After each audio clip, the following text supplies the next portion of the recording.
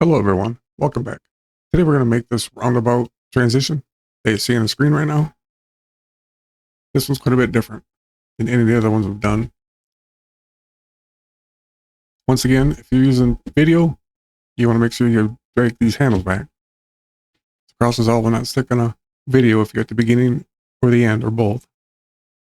Actually, no transition will stick to it. If it's a still, it doesn't matter. I know most everybody knows about this, but there's always people that are new that don't. And put the Cross Resolve on, right click on it, convert to Fusion Cross Resolve. Then you'll have a little wand up here. Click it, and it'll take you to Fusion. On this one, we are going to use the Cross Resolve. So right-click on it, ungroup.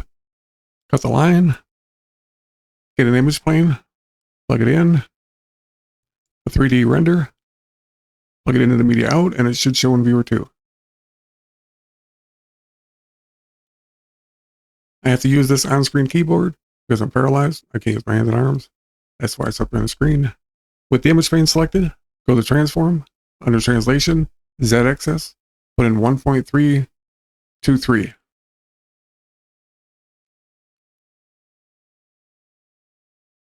And it should be fitting in Viewer 2 correctly. And with the image plane still selected, shift space and transform. We'll put the image plane in the Viewer 1 first and select it. You'll see the pivot is right flush with it. But in the transform, select it and put that in Viewer 1. You'll see the pivot points way in the back. That's what makes it rotate in a circle. And with the transform selected, go to the rotation Y, right click, modify width, anim curves. Then go to the modifier. By default, the scale is 180. Change that to 360. Now it'll make a full rotation. And select the render. Go to render type, change it from software to hardware. That'll optimize the render time.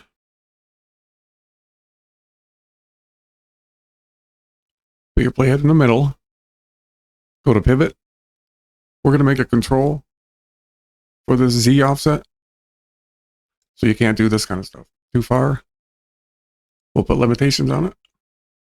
Right click on the transform. Go to edit controls. Click on the little drop down arrow. Select pivot Z.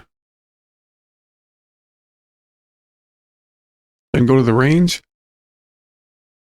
Put in 0 to 1. And we'll leave it on user. And you'll see over here, when I hit OK, a user tab will show up. Select slider control. And here's the user tab. Select it, and there's your control.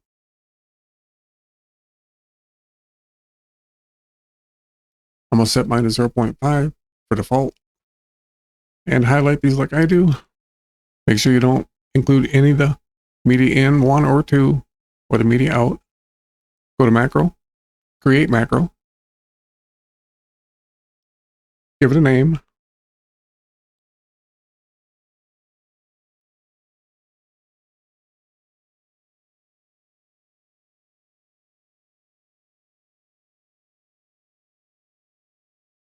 I'm going to go to user, Z pivot. Go to file, save as group. It takes you to macros. Go to Fusion instead. Templates, edit, transitions.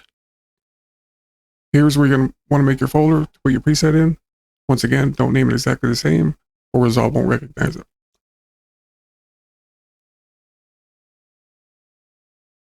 Now we'll go find it. If you can't find it, you may have to restart Resolve.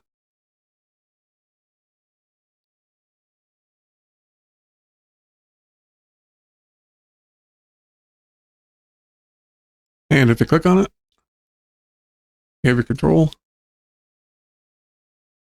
We'll scrub it so it's halfway.